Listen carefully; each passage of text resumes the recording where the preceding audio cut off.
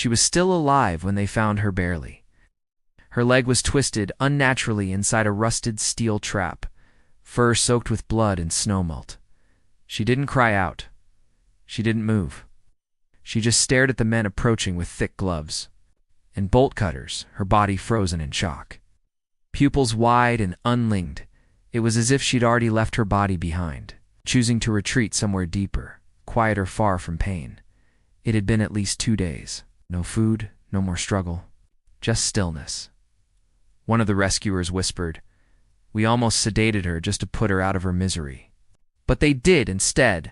They cut through the trap, out, lifted her slowly into a crate, and brought her to the Wildlife Rehabilitation Center outside Santa Fe, New Mexico. They named her Savannah, not because she looked like she belonged to some warm, golden land. Not then. She looked like ruined fur, matted with dried blood, breathing shallow, bones visible beneath the skin. But they gave her that name like a wish. A second chance, if she could find it. The first few days, she did nothing but try to escape. She hurled her broken body against the steel walls of her enclosure until her stitches tore open again. The team watched on cameras, afraid to enter. She didn't want food. She didn't want safety. She wanted out even if it meant breaking everything left. She didn't growl at people. She growled at the wind, at shadows, at herself. Her eyes were open, but they didn't see. And then stopped. On the 5th day, Savannah lay down in the farthest corner of her pen and didn't move again. She refused water. She refused painkillers. She let flies land on her muzzle. She was breathing, but barely. It wasn't just that she'd been hurt. Something deeper had broken. Something no splint, no antiseptic, no soft voice could reach. The team stayed quiet around her enclosure. Voices low, movements slow. They understood now. This wasn't just a bobcat recovering. This was a creature grieving. Creature deciding survival might not be worth it. They tried everything familiar since. Fresh meat, quiet music, but nothing reached her until the day. The second crate arrived, a shipment from Texas. Unexpected. Urgent inside was another, feline, smaller stranger. Not from these woods, not even from this continent. And Savannah hadn't seen him yet. He trembled as they lifted him out, a tiny leopard cub, no older than 12 weeks. His belly patchy with healing burns, his eyes dull with exhaustion. He didn't hiss. He didn't growl. He made a low, searching cry sound without shape. Like a question with no answer. His name was Keo. They found it on the shipping papers during a raid outside Austin, Texas. He'd been smuggled across the border in a duffel bag, sold online as an exotic pet. When they found him, he was curled in the back of a closet, hungry, shaking, wrapped in a child's blanket like a forgotten toy. He shouldn't have survived. No sanctuary or zoo could take him, not in his condition. Not without clearance only. The Santa Fe Rehab Center had a medical team available. Temporary, they said. Just to stabilize him. His enclosure was placed across from Savannah's, not too close, just enough. She noticed him before they did. The surveillance cameras caught. It a shift. Her head turned, nothing more. But it was the first time in days she had responded to anything. Her ears flicked toward the sound he made as they laid him on heated bedding.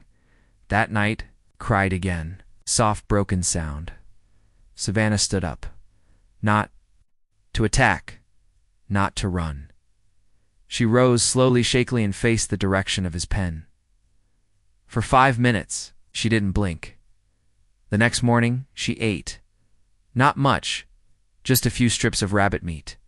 But after a week of starvation, it was enough to make the staff rush to the monitors. Speechless. She kept her eyes on his enclosure the entire time. Keo couldn't see her yet. He was too weak, too busy surviving. But she knew he was there. And, somehow, in a place that had never meant home to either of them, something had begun. No one believed it at first. They reviewed the camera footage 3 times before speaking. Savannah had been locked in silence, unreachable. Some had already whispered what no one wanted to say out loud. She's gone. Gone in the way animals sometimes go without dying. But now she was watching, Kyo didn't notice her yet. His world was heat lamps, bottles, warm towels that reminded him of a mother he no longer had. 2 days later, that changed. He stood for the first time, stumbled toward the edge of his enclosure, sniffed the bars, looked through the plexiglass, and stopped. There she was. Savannah didn't move. Kyo sat in front of the divider, stayed. They stared at each other for a long time, neither blinking. He tilted his head, reached a paw through the gap near the floor. Not far enough to touch, just to try. Savannah's ears pinned back. Her tail flicked. A low growl rose in her throat, not loud, not certain. The volunteers froze. But she didn't lunge. She didn't leave. She held her ground, every muscle tense, her breathing shallow but steady. He wasn't prey. He wasn't threat. He was just... Unfamiliar. Kyo yawned. The motion startled her. Her front paw lifted an inch, tense. Then slowly, she lowered it. They kept their enclosures, side-by-side strict monitoring. No contact. But that night, Savannah didn't sleep in her corner. She slept by the divider. The next morning, when Kyo pressed his nose to the seam, she growled again, louder, but there was no attack. Just tension alive, buzzing like a wire strung between. Caution, and something neither of them could name yet. She watched him all day, and over time, it wasn't comfort. Not yet. But it wasn't nothing, and after everything she'd lost her body, her freedom, her will. Even that was something. The staff stopped using the word hopeless, because something was happening. Kyo was growing stronger. He played clumsily batting. His tail, a blanket, plastic ring, and he always checked the divider, always looked to see if Savannah was there. She always was, and one day, she didn't growl. She just lay near him, head low. Breathing steady, the wound on her leg had stopped bleeding. The food was always gone by morning. Something was shifting. Then came the procedure. Kyo's burns required new dressings, hydration therapy. They carried him out awake this time. He cried, high, sharp cry, and Savannah jumped to her feet. She ran to the divider, pacing hard, tail lashing, nose pressed to the plexiglass. When Kyo returned drowsy, smelling of antiseptic, she didn't run. She didn't leave. She lay close. Her breath fogged the barrier. She didn't look at him. But she didn't leave. Whatever had started it wasn't gone. Just paused. Held its breath. Days passed. Kyo grew steadier. His coat thickened. His play grew bolder. But always he came back to the divider. And now, Savannah met him there. One morning, reached his paw through the lowest slat. Savannah leaned. In. Not a lunge. Just a tilt. Nose hovering over his paw. Then she laid down with her side against the divider. It was their first contact. The staff said nothing. But they stayed by the window longer. Kyo started making little sound shuffs. Soft mews, not cries for help, but meant for someone. For her, Savannah didn't answer. Not at first. But she stayed. Her eyes no longer stared through walls. They followed him when he played. She watched. When he slept, she breathed in rhythm with his, and the staff whispered, he needs her. He thinks she's his mother. But something deeper was happening, because Savannah, once broken, was healing. 2. It was supposed to be a routine inspection. Officials from the State Wildlife Board arrived, unannounced, clipboards in hand. Eyes sharp, voices polite but distant. Standard protocol, facility review, documentation checks, animal condition reports. The staff wasn't worried, till the questions started. Why are a bobcat and a leopard cub being housed together? Is there a written behavioral assessment permitting this interaction? You aware this may violate cross-species containment? Regulations? The room fell silent. The staff tried to explain. Kyo had no mother. No sanctuary had agreed to take him. Savannah's recovery hadn't even begun until he arrived. This was more than medical. It was emotional. It was necessary. But the officials didn't deal in feelings. They dealt in rules. Kyo's presence in the state was already a gray area, smuggled across borders. Classified as a non-native species, held temporarily under emergency exemptions. Being placed with a native predator even under supervision, raised red flags. "We'll have to review this," one of them said. "You may need to separate them until a determination is made." The team nodded. Their hands were tied. That night, Savannah and Keo were returned to separate enclosures. Keo didn't understand. He cried. Short, sharp sounds not from pain, but confusion. He ran to the divider, pressing his paws against the seam, searching for her. When he couldn't reach her, he curled up by the gate, body tense, eyes wide. Savannah didn't eat, got the lash out. She paced it violently, but haunted. Would stop, stare at the empty gate, then circle again. The staff watched helplessly.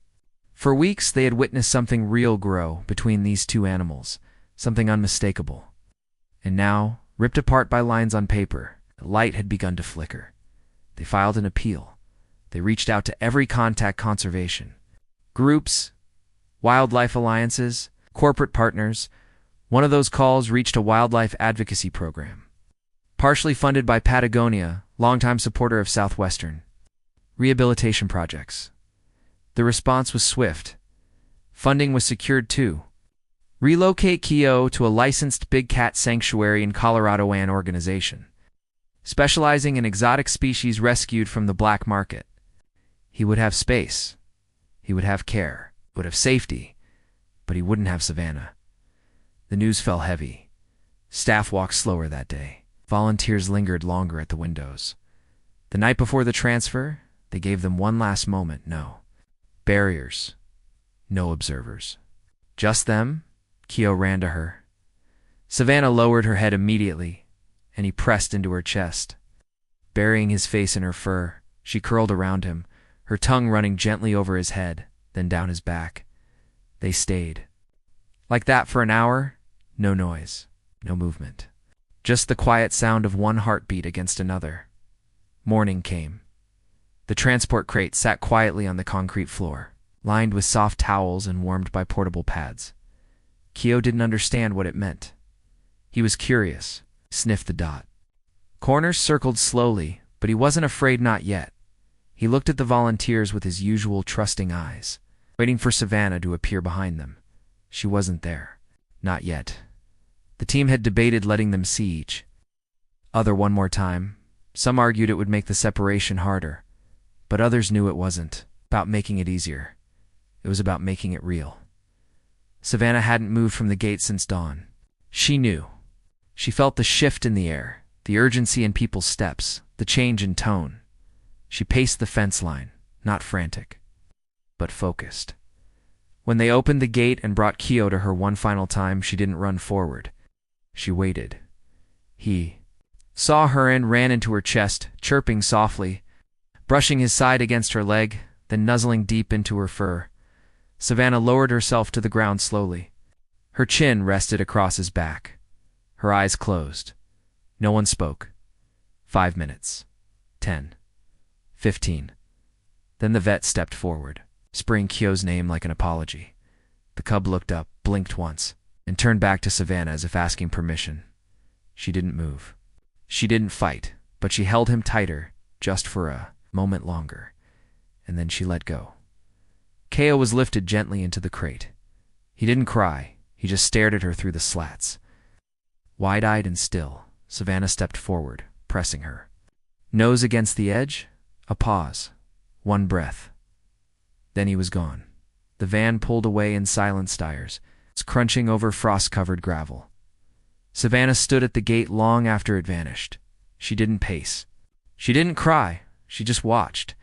And when night came, she finally turned away. There was something in her posture now, something heavier. Yes, but not hollow.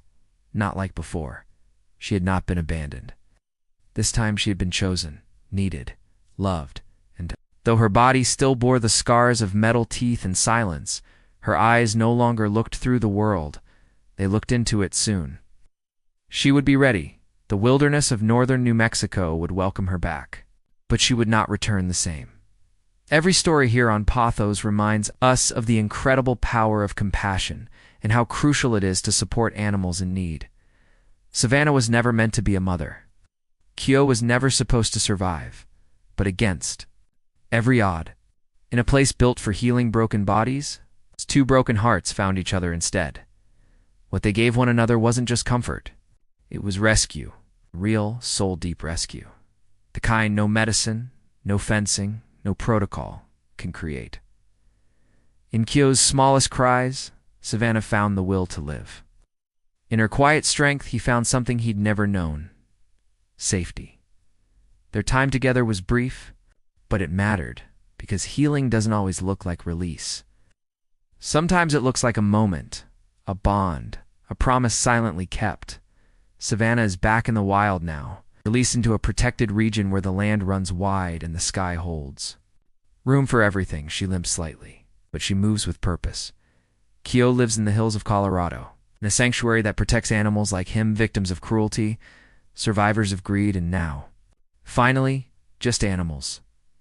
Sometimes he still curls into himself when he sleeps.